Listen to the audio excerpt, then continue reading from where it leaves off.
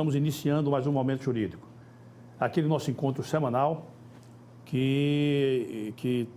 onde nós trazemos pessoas, né, importantes aqui no nosso meio social. Eu faço questão sempre de iniciar, sendo repetitivo até, com relação a essa informação, para que nós saibamos as pessoas boas que nós temos aqui no nosso meio social, cultural, médico, área jurídica, enfim, em todos os segmentos da nossa sociedade. Hoje, após um longo tempo, finalmente eu consegui acertar com ele a sua vinda ao nosso programa, que é uma pessoa pela qual eu tenho uma admiração muito grande, que é o professor Agamenon Lopes. O professor Agamenon Lopes, ele é mestre, doutor e pós-doutor em matemática. É uma das inteligências mais fulgurantes que eu conheci em toda a minha existência terrena. Um bom humor, fino trato, mas, sobretudo, também um homem de uma formação ética, de uma seriedade no trato com os seus negócios, que eu não encontro em toda esquina. É com ele que nós vamos conversar. Eu não quero nem tomar tempo, viu? Não quero nem gastar tempo com essa informação. Então, meu caro Agamenon, eu quero de logo, de partida, quero agradecer a sua presença. Você finalmente aqueceu e vinha até aqui, eu quero lhe agradecer. E quero dizer que você se sinta em casa, como se você estivesse na varanda daquela sua casa, lá, uma casa belíssima que você tem, que eu conheço a sua casa. Então, sinta-se à vontade. E quero ratificar mais uma vez os meus agradecimentos, e eu os faço em meu nome próprio, em nome da nossa equipe, que você conheceu agora, em nome da televisão, em nome dos nossos telespectadores. E eu queria, meu caro Agamenon, vou chamá-lo de Agamenon, me permita que você fizesse uma consideração inicial para a gente começar a aquecer a garganta para a gente conversar. Por favor. Pois é, eu fico muito satisfeito de estar aqui, agradeço muito o seu convite e é uma honra. A honra é nossa. Fico à vontade aí para as suas indagações. Vamos começar. Ô, meu caro Agamenon, nas nossas conversas, nos nossos bate-papos, eu costumo sempre dizer que todas as vezes em que eu conversei com você, olha, quem me conhece sabe que eu não sou de jogar confete, nem vou ser agradável se eu não tiver motivo para isso. Então, o amigo já fica à vontade que eu estou falando de coração e os nossos telespectadores me conhecem, sabem disso. Mas todas as vezes que eu conversei com você, Agamenon, todas as vezes eu saí mais elevado em termos de cultura, em termos de informação e até de enfrentamento da vida, não é? Você me disse que você já leu algo em torno de 3.500 livros e que você guarda a maioria deles. E eu sei que isso é verdade, que você não brinca com informação. Então, eu queria inicialmente tratar das suas origens. Eu estive na sua cidade, você vai se lembrar disso, eu passei pela sua cidade uma vez e eu te liguei de noite, lembra disso? Eu peguei o celular e te liguei. E fui, inclusive, comer um cuscuz lá num bairro que você me indicou. É 15 o nome daquele bairro, é? 15? Não, bairro dá 12 anos. Ei? Bairro dá 12 anos. Bairro dá 12 anos, você que me indicou, inclusive. Mas eu queria tratar das suas origens inicialmente. Nós temos muito assunto, viu, Agamenon? Certo. Então eu queria que o amigo fizesse isso em breves traços. O que é Mossoró para você? É uma cidade belíssima, eu passei por lá.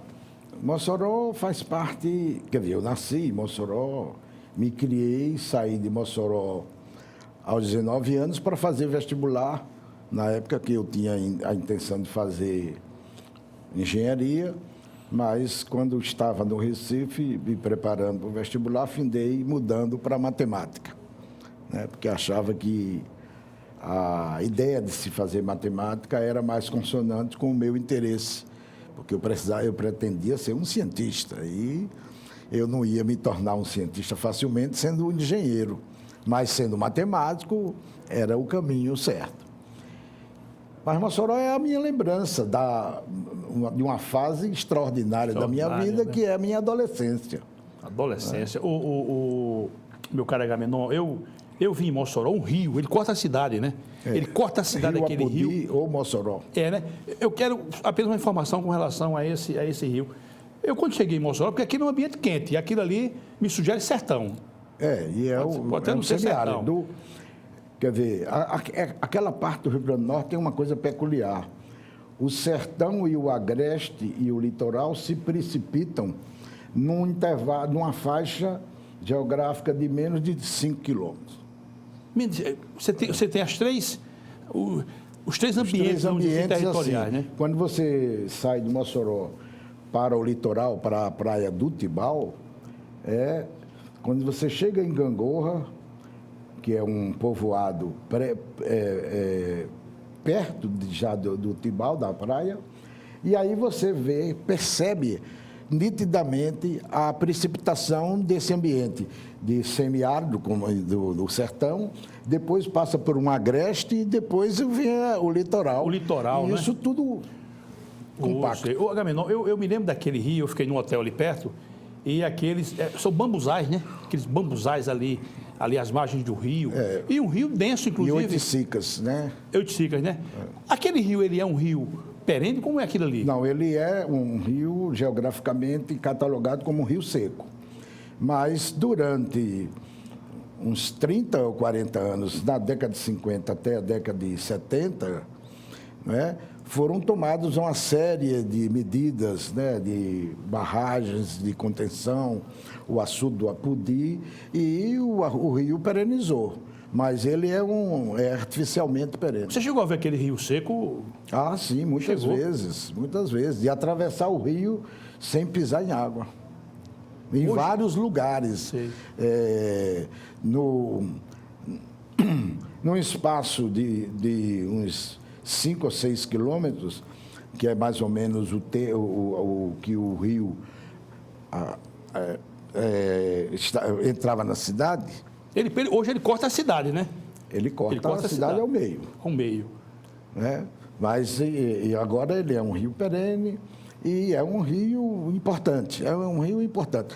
Aliás, a presença de água em qualquer povoado do mundo é fundamental. Fundamental. Né?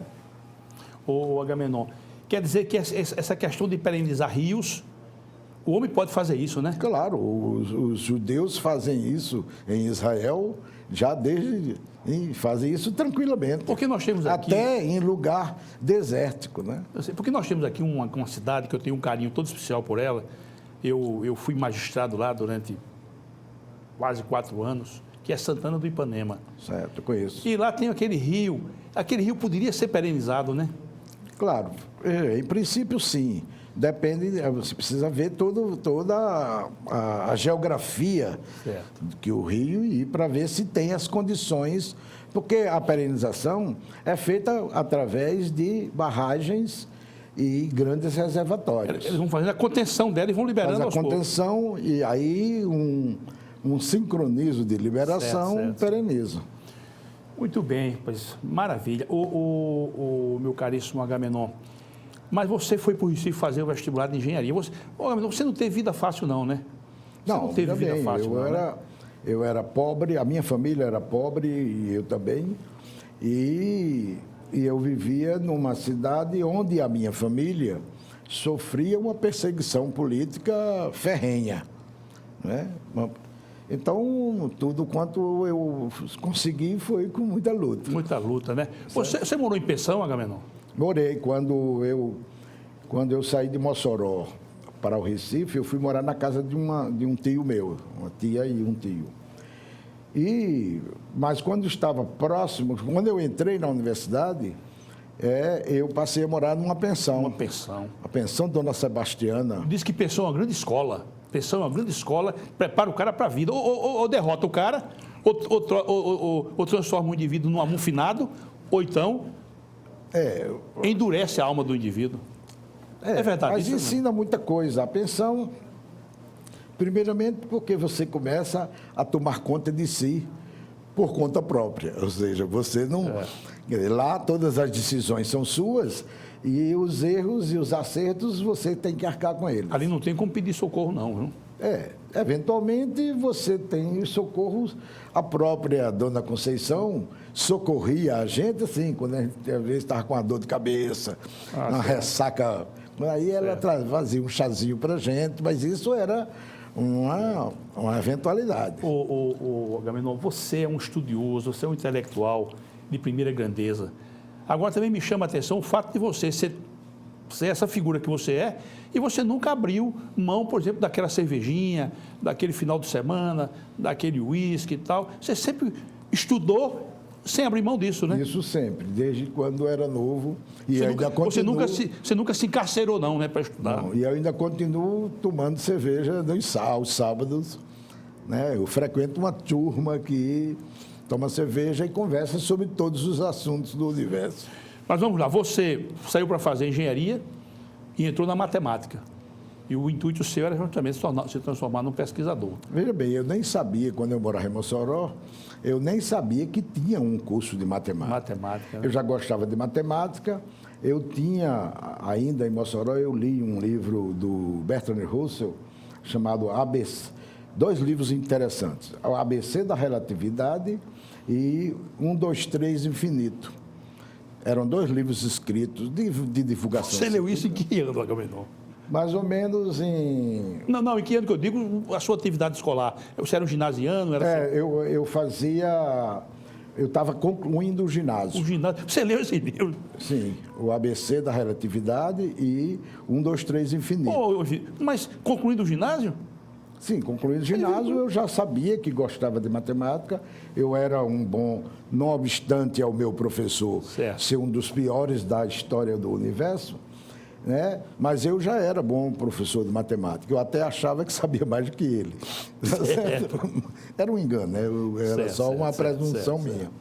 Mas o cabra era ruim, né? O cabra não era... Muito ruim, era muito ruim. Né? E aí eu li, quer dizer, nessa época eu já lia muito, né? Quando eu tinha 15 anos, 16 anos, eu já estava lendo, eu li, com 16 anos eu li, por exemplo, As Vidas Múltiplas de Camilo Flammarion, né? E isso é um pouco um dos livros responsáveis pela primeira ideia crítica que eu passei a ter sobre as religiões. Agamenon, interessante isso. Eu, quando era jovem, eu morava perto de uma biblioteca, que era a biblioteca do Sesc. E aquela biblioteca, eu também gostava muito de ler, aquela biblioteca me atraiu. Então, não raras noites, até com uma fase da minha vida muito comum, eu, em vez de bater uma bolinha, um futebol salão, uma coisa, eu ia para a biblioteca. E lá pegava, eu li grandes livros, eu tomei conhecimento de Hermann Hesse, por exemplo, através da bibliotecazinha do Sesc. Até uma funcionária olhava assim para mim e disse: o senhor é filho de algum comerciário? Eu disse: não. Ela olhou assim para o lado e disse: me traga uma fotografia que eu quero fazer uma carteirinha para você poder levar o livro para casa. Como é que você chegava nesses livros? Veja bem, em Mossoró tinha uma biblioteca municipal. Por exemplo, 1, 2, 3, Infinito, como é que você chegou? Não, isso aí eu comprei na Livraria Otávio. O meu pai era analfabeto, mas eu tinha com uma conta corrente, né, em 2 livrarias lá de Mossoró, na Casa Otávio e na Livraria Napoleão. Meu pai abria conta, quer dizer, para eu passar lá e a hora que quisesse, se tivesse algum livro que me interessasse, eu podia trazer na conta corrente dele. Não me permita. Então, seu pai me permite, era um perdulário. Porque meu pai também abriu uma conta para mim quando eu entrei na universidade, mas ele limitou, disse até R$200. Depois de 200 não podia comprar. Seu pai liberou? Meu pai nunca limitou, porque ele também confiava o meu também confiava em mim. De responsabilidade. Agamenon, o meu também confiava em mim. Mas ele disse: olha, o Roberto pode vir aqui comprar livro até R$200. Então, um livro de R$80, R$90. Talvez porque, como eu nunca tenha ultrapassado um certo limite, então nunca se tornou necessário limitação. E aí, esses livros, eu acessava através dessas livrarias, que não era fácil encontrar livro desse tipo, né? Esse livro eu acho que eu li num catálogo. Certo. E aí encomendei, depois fui pegar. Foi pegar, né? Então eu lia através dessa livraria, essas 2 livrarias que aceitavam encomenda. Eu comprava livro pelo reembolso postal, né? Eu assinava, na época meu pai assinava a Rider Digest. Certo. E uma revista chamada Alterosa, que era uma revista... O seu pai assinava sem saber ler, né? Não, mas porque minha mãe lia para ele certo. os jornais e as revistas para ele, tá certo? Mas ele não deixava de assinar. Ele ficava ali ouvindo, né? faziam análise crítica.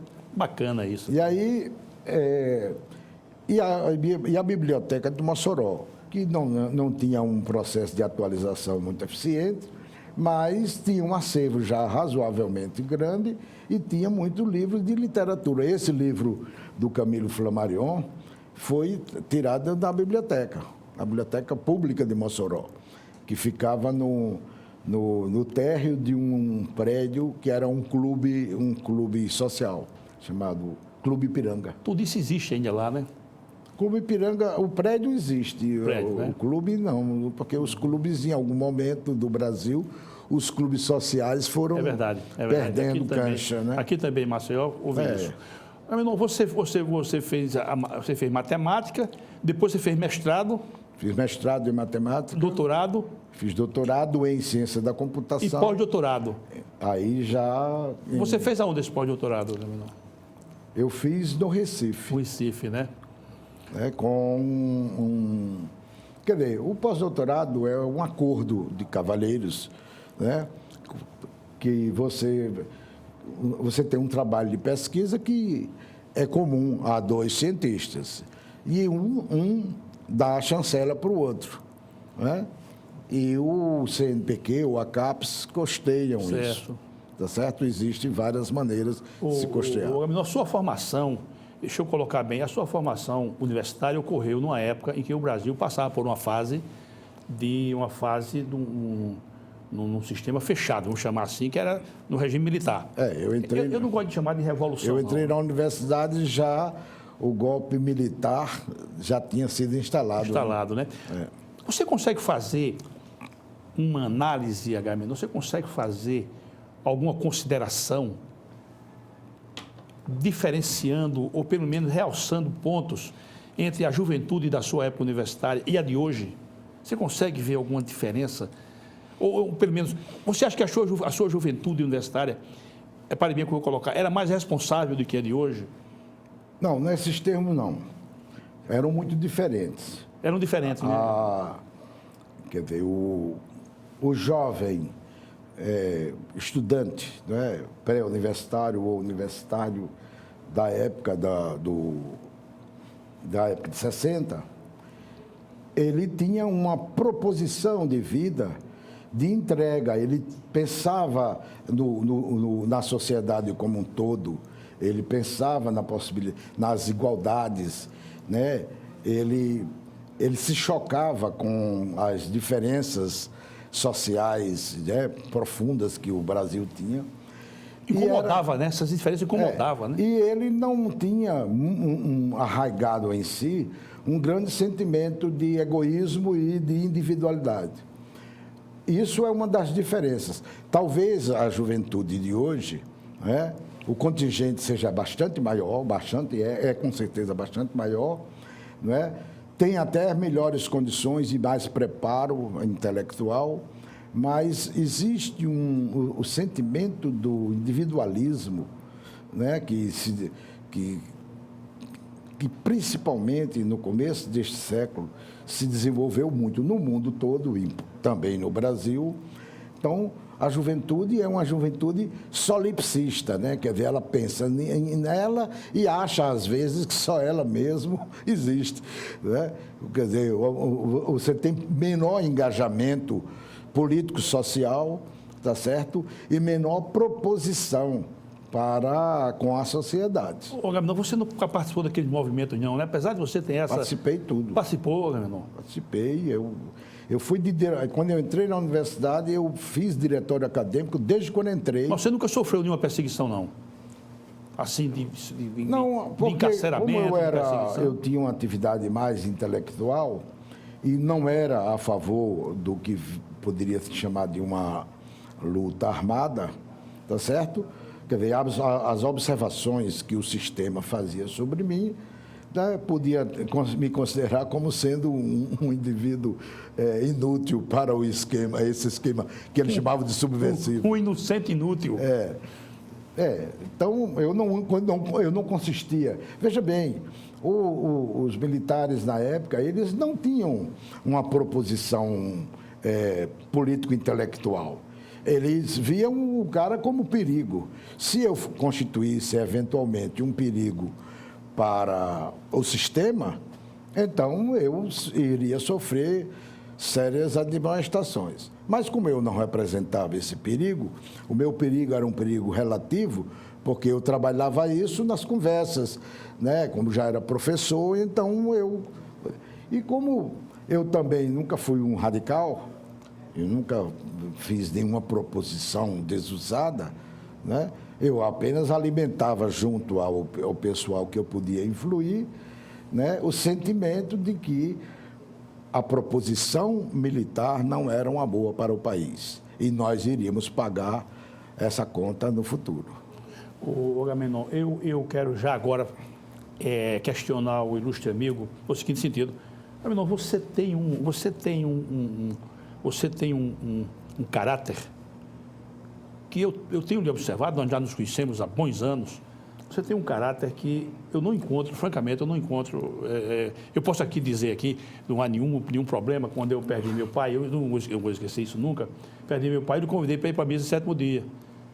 E você disse logo, não vou, porque eu não entro em igreja. Acho que foi mais ou menos isso. Você me corrija, mas a mensagem que eu recebi foi essa. Disse apenas que não ia porque eu não participo de liturgia religiosa. Pronto, você disse isso e eu, claro, você como meu amigo, gostaria que você estivesse ao meu lado. Você acompanhou, inclusive, a perda do meu pai, foi uma coisa muito dolorosa. Mas eu compreendi você, então você tem um caráter nesse padrão. Aí eu lhe pergunto, hoje nós estamos tão carentes de bons caráteres, de bons caracteres no nosso meio.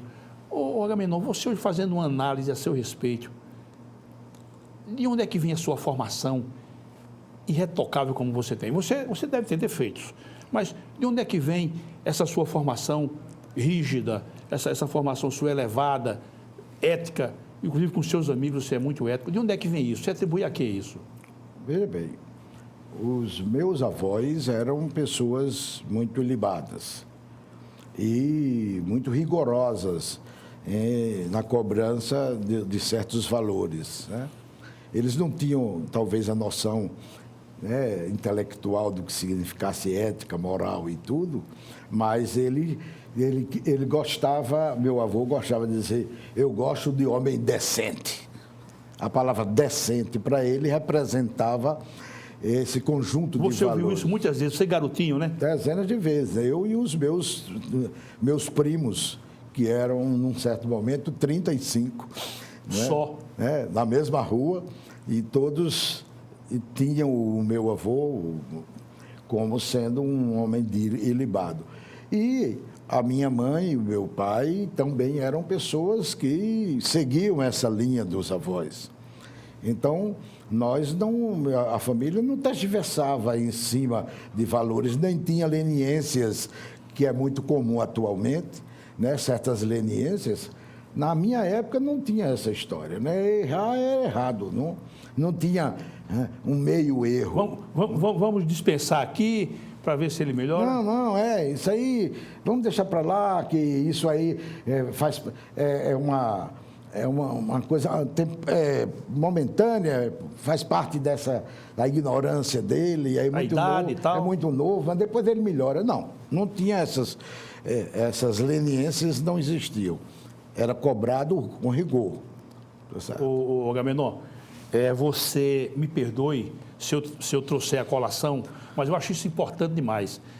Você não quisesse dizer, eu não vou tocar nesse assunto. Você ensinou a sua esposa, Roberta, foi no doutorado dela? Eu fui professor dela no mestrado. No mestrado.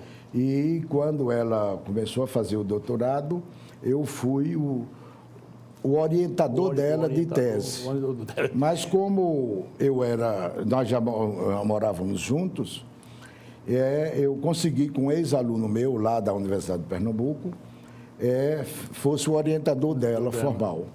Mas como essa proposição, né, tinha sido urdido por nós dois, eu e ela, então eu fui mantido como um co-orientador. Certo. Mas a história que eu quero contar é o seguinte, a Roberta contou, eu achei ótima essa história. Você recebia os alunos, era uma hora que você marcava uma hora para receber os alunos.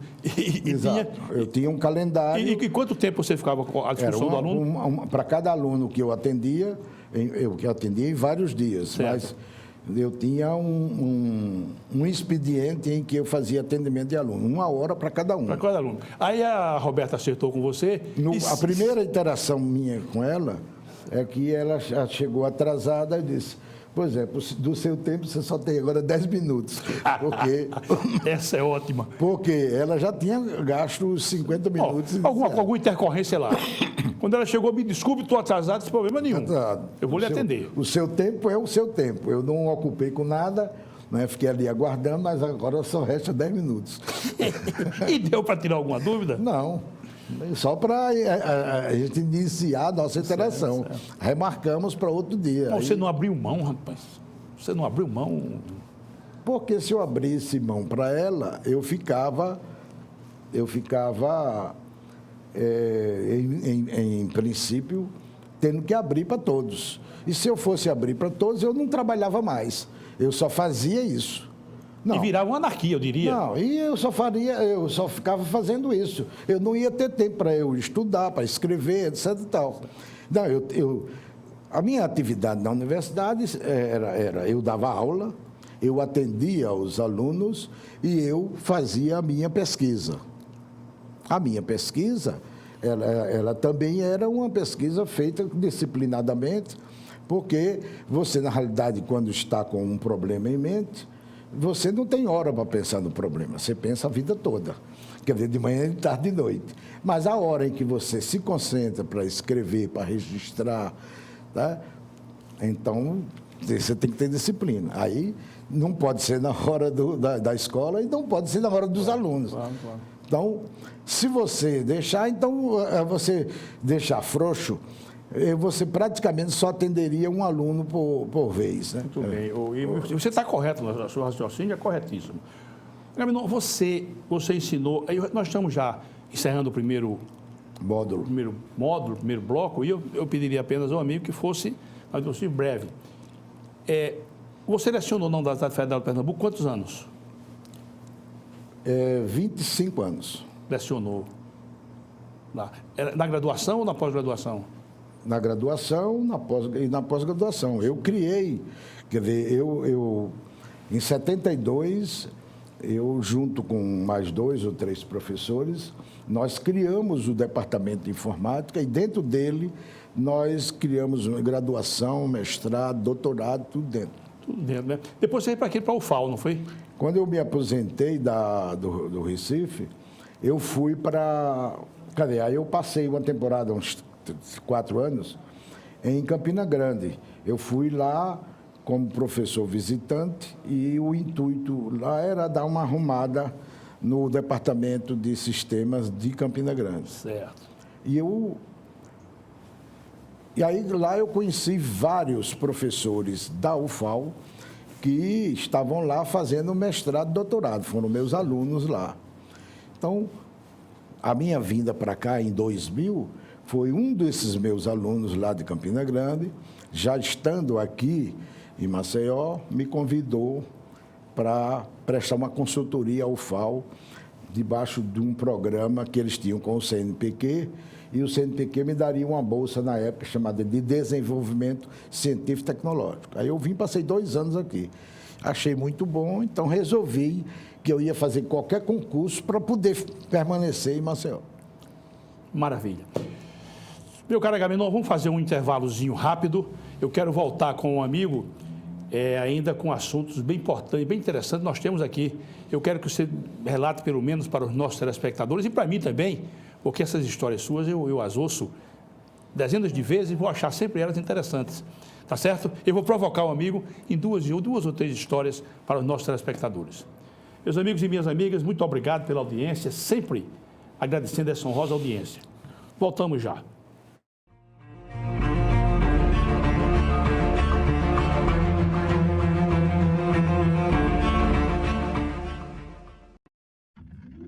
A CL Investimentos é uma empresa que trabalha com imóveis próprios. Quando precisar locar ou comprar um imóvel, procure a CL Investimentos. Aqui só locamos e vendemos imóveis próprios. Por isso, damos garantia de um investimento seguro. ACL Investimentos, Rua Durval Guimarães, Edifício Leonardo da Vinci, Ponta Verde. Fone 3327-3911. Quando o assunto é o seu carro, além de escolher a marca líder, escolha também a concessionária que faz mais por você. Por isso, a Blumari oferece o melhor atendimento em serviços, peças e acessórios. E ainda tem as melhores negociações, sendo totalmente certificada pelos padrões Fiat de qualidade e líder de mercado em seu segmento. Fiat Blumari, a marca do seu carro. Avenida Gustavo Paiva, Mangabeiras. O filé do Zezé é a melhor opção. Temos um cardápio variado de churrasco e comida caseira. Churrasco de picanha preparados de um jeito todo especial. Zezé em Casa, 3313-4004. O Borrachão você já conhece. Aqui você encontra uma infinidade de produtos sempre com o menor preço. Dá uma olhada. Compressor de ar da Pressure, 24 litros, 116 libras, por apenas R$ 749,90. Tem ainda aspirador industrial da Ride, por apenas R$ 549,90. E na linha automotiva ainda tem para-brisas a partir de R$ 219,90 e você não paga a mão de obra. Corre pro Borrachão, 3336-4646.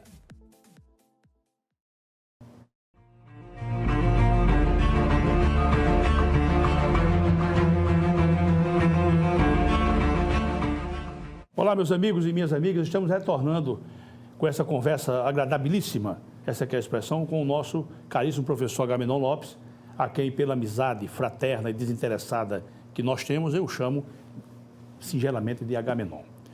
Mas, Agamenon, me diga uma coisa, eu quero, nesse início desse segundo bloco, eu quero voltar, insistir nessa temática com você. O ilustre amigo acha que somente um ambiente doméstico, rapidamente eu justifico, eu ando muito preocupado, porque nas minhas relações intersubjetivas atualmente eu tenho tido muita contrariedade com pessoas que não honram a palavra ou que demonstram uma certa fragilidade de caráter. Eu tenho realmente me aborrecido muito. Então eu pergunto ao ilustre amigo, você acha que apenas um ambiente doméstico ele dá consistência à formação de caráter do indivíduo? Você acha que precisa mais alguma coisa? Ele é necessário, mas não é suficiente. A complementação da escola é muito importante. Mas sem o background doméstico, as pessoas não vão muito longe, não. Quanto mais leniente a família for, maior possibilidade de que essa pessoa que se desenvolve nesse meio não seja uma pessoa de caráter tão ilibado. Quer dizer que é muito importante, né? Os pais terem um padrão de conduta. Exato. O que você aprende com seus pais nos 10 primeiros anos de vida, você leva para o resto da vida. Mas também o que você não aprende também leva. É complicado, né? A propósito, Agamenon, o professor Agamenon tem grandes histórias e o mais importante é que são histórias reais, que aconteceram, não é brincadeira. E eu gosto, adoro essas histórias, a sua história, Agamenon, tanto que eu as ouço dezenas de vezes e todas as vezes é como se eu estivesse ouvindo a primeira vez. Você tem uma história do Irineu Joffre, lá com o secretário dele, com o Platão, lá com o diretor de uma escola, nós falamos em escola, diretor da escola, que eu acho interessante. Vamos passar essa história para os nossos telespectadores. Como foi isso, hein? O Irineu Joffre, ele era um promotor público da Paraíba, que nos anos 30, depois de 35, né? Depois o presidente Getúlio Vargas nomeou esse promotor da Paraíba como interventor do Rio Grande do Norte. E Irineu passou vários anos, uns 2 ou 3 anos sendo interventor, e como ele era um homem austero, então ele levou para a interventoria essa austeridade profunda. Então tem algumas histórias durante essa interventoria que, uma delas é essa que você está mencionando, que é A escola pública lá, o colégio estadual de Natal, chamava-se Ateneu. Era um Ateneu. E o Ateneu tinha um diretor que um dia solicitou ao Irineu Joffre, que era o interventor, uma verba para fazer uma reforma no colégio. Solicitou através do secretário dele, né? Que é uma figura também que eu gravei, Platão. Exatamente. Chegou ao interventor através do secretário dele, secretário pessoal do governo do interventor, que era Platão. E aí a verba foi liberada, o diretor gastou esse dinheiro com rigor. Era uma verba até miúda, né? Não era uma verba pequena, mas ele conseguiu transformar isso em uma verba muito grande. Fez uma obra magnífica na reforma e restauração do Ateneu. E aí, quando foi para inaugurar essa reforma, né, foi lá, né, foi acertado que o Irineu Joffre iria comparecer, e lá, na hora que ele chegou, todas as criancinhas colocadas em fila na entrada do Ateneu, todo mundo com a bandeirinha, né, doutor Ateneu, doutor... Viva doutor Ateneu. Viva doutor Irineu Joffre, doutor Irineu. E aí ele entrou austeramente, né, fez um aceno discreto para as crianças. Quando chegou lá na hora da mesa solene, ele disse para o Platão, no ouvido do Platão, amanhã de manhã, o primeiro ato que eu quero assinar é a demissão desse diretor. A demissão. A demissão. Demissão do cargo de diretor. Do cargo de diretor. Aí o Platão disse, mas doutor Irineu, o homem fez uma obra magnífica com tão pouco dinheiro, como é? Disse, não, tudo isso aí está tudo bem, mas está ensinando muito cedo essas crianças a bajularem. Vixe! Meu cara Agamenon, e já pegando o outro gancho, também teve um problema dele lá com a polícia e tal, com os soldados do exército, com o comandante, não teve? Exatamente. No começo dos anos 40, né? No começo dos anos 40, teve a presença dos americanos em Natal, uma base aérea, da base Segunda aérea, Guerra Mundial. Tinha a presença dos americanos e a polícia especial do Exército, né, que era responsável, né, por fazer o policiamento ligado à base aérea, tinha grandes conflitos com a polícia estadual, né? Como a polícia estadual era muito menos preparada do que a polícia, sempre levava desvantagem. Você fala desvantagem com relação à porrada, inclusive. Levava desvantagem na porrada, levava desvantagem no trato, né? Em todos os itens, na locomoção e tudo.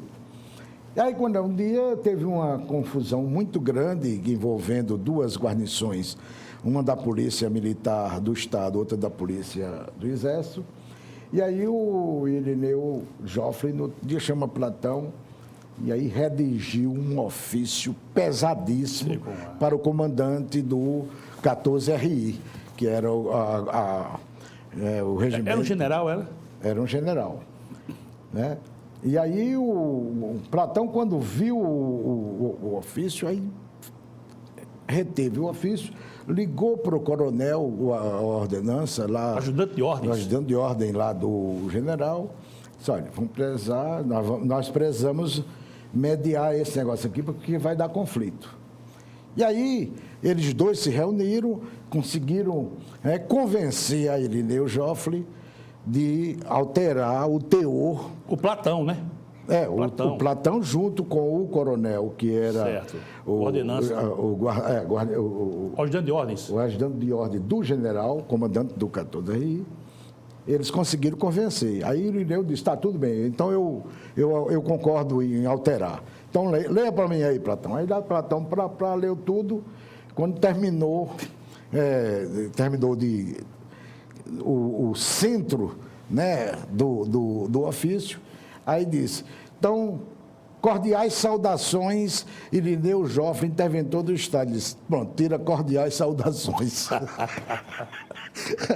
E agora, A alteração que ele queria era para tirar cordiais saudações. Não, ele queria tirar as diatribes que ele havia escrito, Sim, né? Isso era que o pretendia Platão e o Coronel. O Arnaldo Diori. Agamenon, você vê como são as coisas. Você narra de uma maneira tal. Eu não conhecia esse Platão, certamente não deve estar vivo, mas devia ser uma figura agradável, né, rapaz, esse cara? Que ele era uma espécie de amortecedor ali, perante de Eu Deus. também não conhecia, não, mas eu imagino a figura do Platão como sendo um cara almofadinha, tá certo? Cheio de um óculos redondinho. E cheio E que Irineu gostava dele. Sim, porque ele era eficiente e muito rigoroso também. Maravilha, maravilha. Não conheci Platão, mas gosto dele. Agamenon, agora, deixa eu te fazer um outro questionamento. Já a gente sai dessa fase mais leve, desse momento mais leve, e vamos agora voltar para um assunto mais... Como é que você vê o atual momento do nosso país, né? Com grande preocupação. Eu gostei de justificar. Eu li 2 obras para tentar entender o nosso país. Na verdade, li 3. Eu li o Thomas Kidmore, li o Sérgio Buarque de Holanda e li o Caio Prado. Com aqueles livros, com aquelas obras, Formação do Povo Brasileiro, o Raízes do Brasil e o Thomas Kidmore escrevendo sobre assuntos próprios do Brasil. De Getúlio, de Castelo... Exatamente. De Getúlio a Castelo. Então, veja bem, como é que você vê esse momento que o nosso país está passando? Pois é, você falou dessas obras aí. Para entender o momento atual, você precisaria ler o Hélio Gaspari, né? Os 5 volumes que o Hélio Gaspari escreveu há uns... Eu só li 2, daquela obra. Eu tenho lá em casa, mas só li 2. A leitura desses 5 livros fornece bastante subsídios para você entender o que é que está acontecendo aqui agora. Essa onda de corrupção e de um moralismo exacerbado que há, tudo isso não há novidade. O Brasil sempre teve problemas com corrupção. Sempre teve. Né? Se você pegar o livro do Jorge Caldeira, História da Riqueza do Brasil, que é outro livro magnífico, publicado no ano passado, né? História da Riqueza do Brasil, do Jorge Caldeira. O Jorge Caldeira é aquele mesmo escritor que publicou a biografia do Mauá. Né? Isso. Certo? Esses livros subsidiam bastante o entendimento da atualidade. A corrupção, ela... talvez até não haja mais corrupção agora do que no passado. O problema é que no passado, principalmente nesse passado mais recente, né, do período militar, tá certo? A corrupção existia, mas era institucionalizada. Você estava proibido de falar sobre ela, de fazer qualquer referência a ela, tá certo? Demonstrar em resignação. Não, e você não poderia nem insinuar que havia corrupção. E tem muitas histórias, né, de corrupção, né? Histórias escabrosas. Existe uma famosa história, né, de um coronel que era o responsável, era o superintendente da Caixa Econômica no Recife, que jogava pôquer, né, apesar de ser proibido, mas ele junto com um grande incorporador lá de Pernambuco chamado Linaldo Uchoa de Medeiros, e eles jogavam. E as apostas deles envolviam se a Caixa ia conceder ou não os empréstimos ao Linaldo para fazer as suas incorporações. Tá certo? E isso é uma história, quer dizer, eu não sei quanto isso é verdade, mas é uma história que corria ruas no Recife, né? E todo mundo sabia, inclusive, o nome das coisas. Mas todas as vezes que você mencionava a possibilidade disso, você poderia sofrer admoestações. Então, a questão da corrupção é que nós passamos de uns últimos 10 anos, a corrupção passou a ser visível E divulgada, né? Com o jornalismo investigativo, passou-se a exibir essa corrupção. Exibir a corrupção e exigir, né, um trato de responsabilidade com respeito aos autores. Então, ela passou a ser muito visível. E a mídia passou a ter nisso também um prato cheio para vender jornal. Então, agora as novidades nós agora temos deputados, ex-deputados, ex-presidente, empresários e tudo presos, tá certo? Temos um fenômeno complicado que está acontecendo, que é esse empoderamento da justiça, né?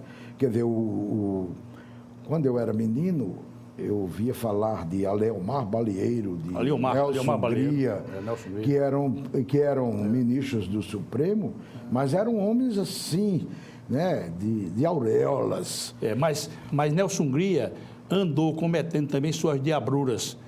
Quem leu aquele livro Chateau, Rei do Brasil? Sim, eu sei disso. Ele ganhou um cartório. Tem uma história lá. Quem tiver interesse é só ler. Não, veja bem, eu estou falando de como é que eu, quando era menino, né, quando eu ouvia meu avô falando sobre os grandes homens, falava sobre os ministros do Supremo, que eram pessoas ilibatíssimas. E aí, desde o mensalão dos Correios, que o Supremo ganhou uma visibilidade muito grande e houve um empoderamento. Uma das coisas estranhas que aconteceram nisso foi o Supremo virar um tribunal penal, né? Quer dizer, sempre eu entendi que o Supremo era um tribunal constitucional. E é. Ou seja, todas as questões só chegavam lá se tivesse alguma mácula constitucional sendo evidenciada. Não, de repente, eu vejo o Supremo discutindo se o cara roubou ou não roubou a galinha do vizinho, né? Certo? Isso é uma coisa... Eu acho que isso é uma coisa ruim para o país. E é despropositado, quer dizer, esse efeito midiático que parece que alguns ministros buscam, isso é uma coisa ruim para o país. O Supremo está perdendo a sua noção de ser um órgão mediador.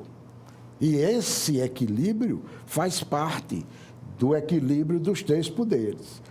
Então, se você tiver um Supremo equilibrado, você tem grande chance de tentar equilibrar as eventuais contendas entre executivo e legislativo. Agora, com um Supremo do jeito que ele está, quer dizer, ele se envolvendo nas querelas dos dois poderes, não somente se envolvendo, às vezes, por uma apropriação indébita, né, de um direito, mas porque eu acho que ele se envolve emocionalmente. Fazer política não é coisa de juiz. Verdade.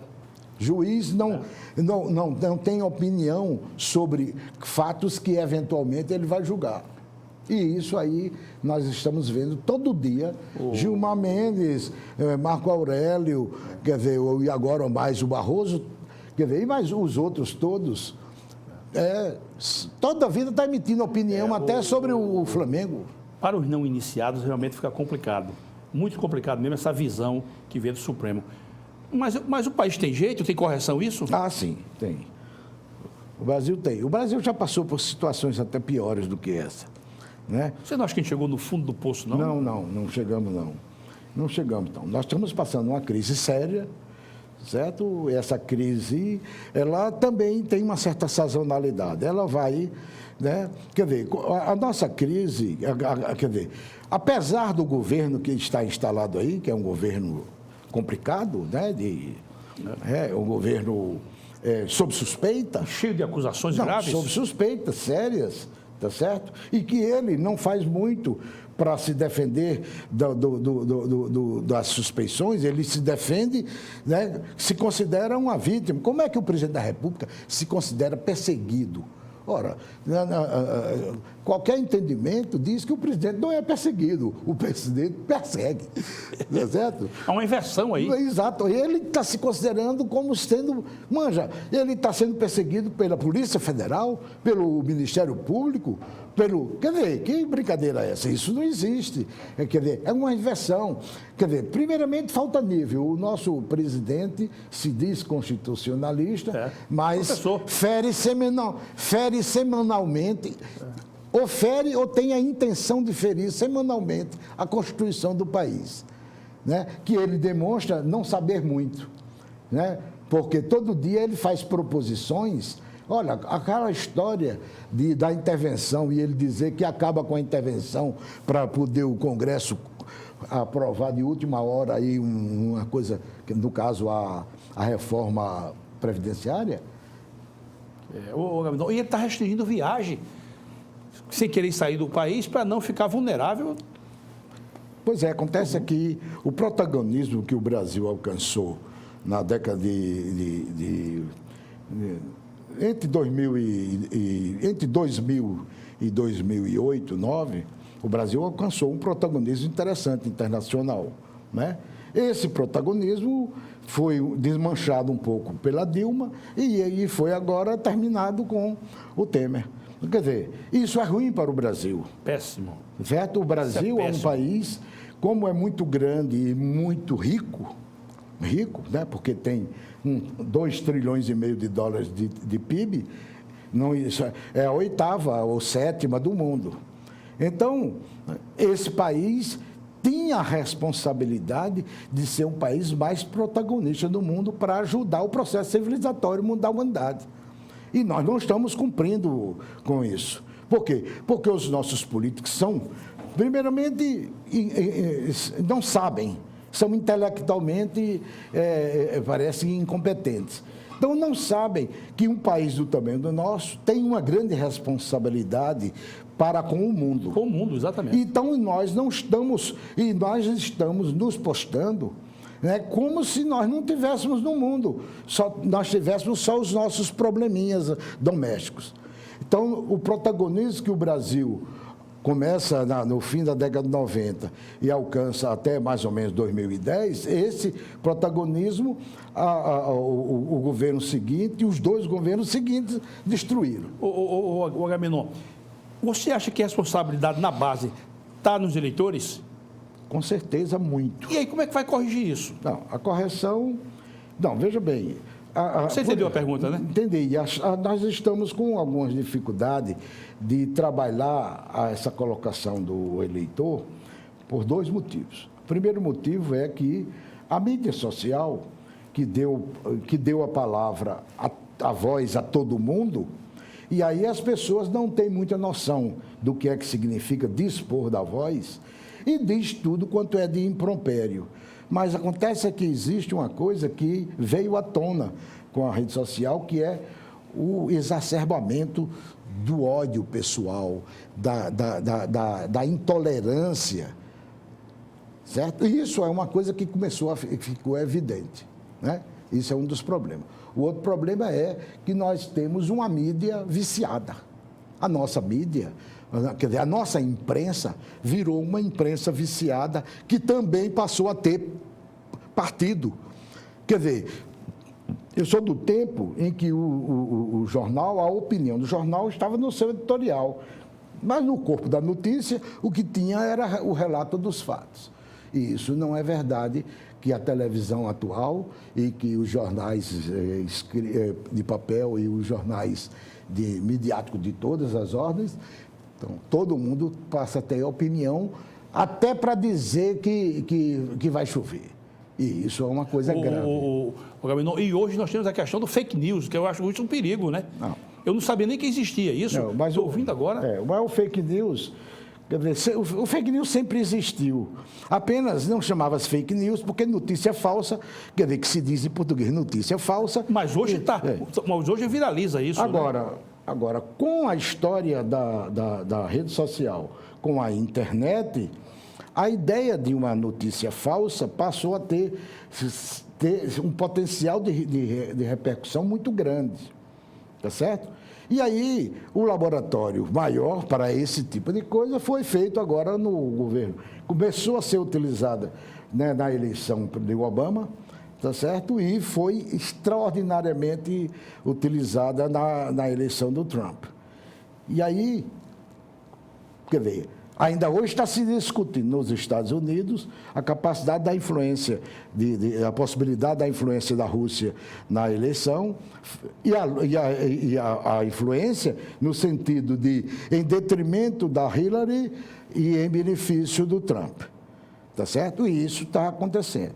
Esses vazamentos, você imagina que o vazamento de dados pessoais, né, que as pessoas fornecem de graça, né, através de todos esses, dos Googles da vida, né?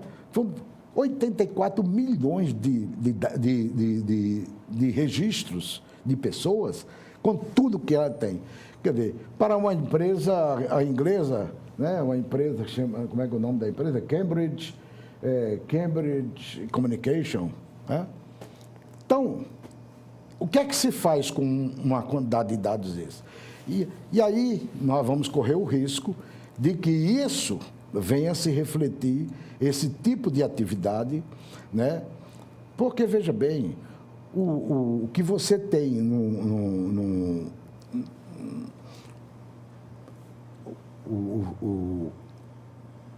o que foi feito nos Estados Unidos, esse vazamento de 84 milhões de pessoas, não é só uma lista de nomes, não. Quando olha lá o fulano de tal dos anzóis, ele sabe qual é a tendência, qual é a cerveja que você gosta, qual é o seu matiz religioso, quais são as suas fraquezas, né? Até quantas vezes você pensou e expressou isso em alguma bobagem, eles sabem.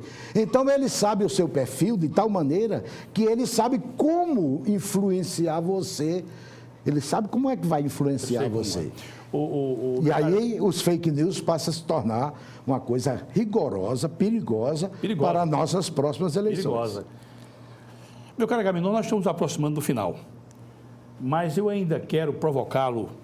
Eu sempre vi no ilustre amigo uma memória formidável, uma coisa que sempre me chamou a atenção é a capacidade que você tem de assimilar informações, embora você não disponha de um gravador, não dispõe de nada, e você tem, para fechar, para nós brindarmos os nossos telespectadores com mais uma história. Você tem uma história ótima. Você já me relatou ela, você sabe disso pelo menos umas 2 dezenas de vezes, e todas elas eu também acho todas elas uma novidade para mim.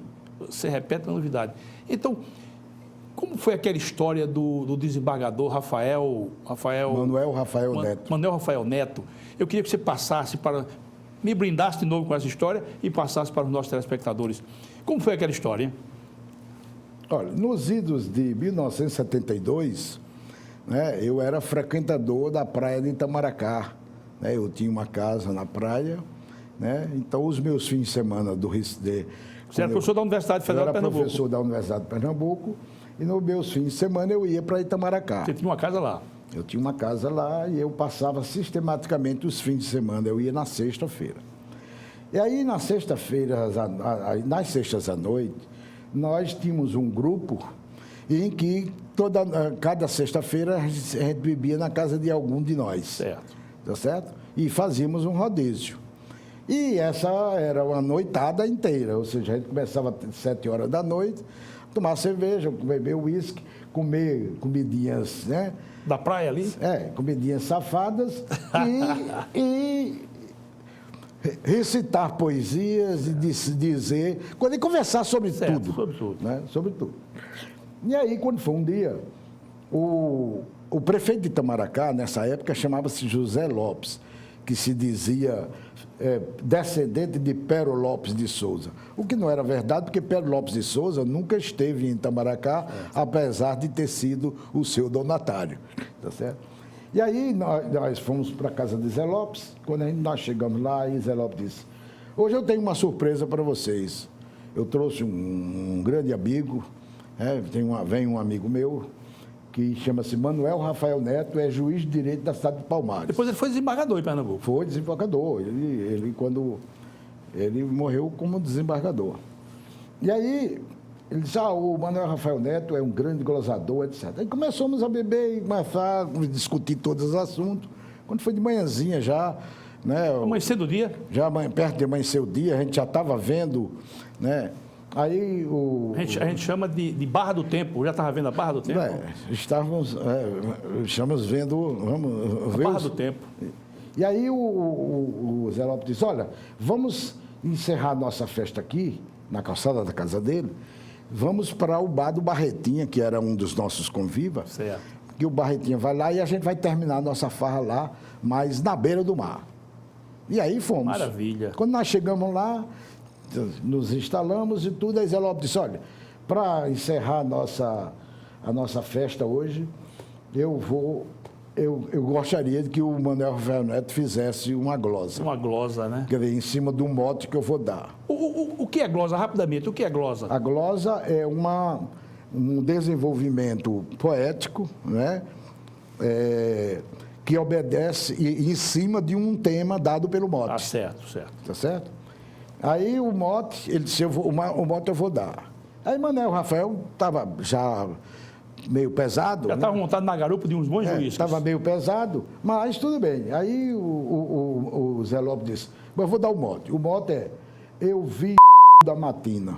O mote foi esse? O mote foi esse. Certo. E aí Manuel Rafael Neto, sem maiores delongas, disse, numa festiva noitada, regada ao uísque e à poesia, eu vi com muita alegria os seios da madrugada. A farra estava animada, cumprimos a nossa sina, quando a aurora cristalina já vinha quase raiando, a noite foi se acabando, eu vi matina. Era uma noite de lua e o mar com sua grandeza nos mostrava esta beleza que a gente não vê na rua. Vinha a aurora quase nua, dentro de densa neblina, vestida de seda fina, se avistava aqui da praia. Quando o sol subiu-lhe a saia, eu vi o Ele disse isso de improviso, né? Não, de assim, improviso. em cima da bucha. Sim, mas vamos lá. Aí... Não, aí tudo bem, né? Desmontamos o nosso circo e tal e fomos para casa. No outro dia de manhã, eu fui comprar o jornal numa banca de revista que tinha na frente da casa Zé Lopes. Quando eu estava comprando o jornal, o Zé Lopes chegou, não, vem cá, mas rapaz, como é que a gente perdeu? Nós não tínhamos um gravador, Mané está dormindo ainda, estava bêbado, não vai se lembrar da glosa que fez, tá certo? Ele pode até fazer outra, mas ele não vai se lembrar da que fez. E aí a gente perdeu, né? Eu disse, não, eu sei de cor. Você gravou na hora. Disse, como você sabe de cor? Eu disse, rapaz, eu achei tão magnífico que eu gravei na hora. Aí ele disse, eu disse para ele, aí ele pegou e foi buscar o gravador e eu fiz a gravação, tá certo? Que depois essas glosas figuraram numa revistinha aqui, lá de Itamaracá, editada pelo Zé Lopes, e o próprio Manuel Rafael Neto tomou conhecimento dessa glosa que ele fez, tá certo, através desse... O Luiz ficou perguntando, mas fui eu que disse isso? Não, porque ele pode não se lembrar, ele estava bêbado. Menor, lamentavelmente encerramos, o nosso diretor aqui de estúdio já sinalizou. Eu quero lhe agradecer, em meu nome, em nome dos nossos telespectadores, em nome da televisão, a sua presença aqui. E vou lhe pedir permissão, meu caro Agamenon, para lhe trazer aqui mais vezes, sempre que aparecer um assunto da hora, para que você possa nos brindar com essa sua sabedoria, com esse seu enfrentamento sobre os fatos da vida. Sucesso, seja muito feliz. Minhas recomendações à Roberta. Tudo bem. Um abraço fraterno. Até me lembrando de outras histórias de Irineu Joffre. Vamos trazê-lo aqui mais vezes, tá certo? Meus caríssimos telespectadores, muito obrigado por esse nosso encontro aqui, pela presença dos senhores e das senhoras e esse prestígio. E até o nosso próximo encontro, se Deus quiser.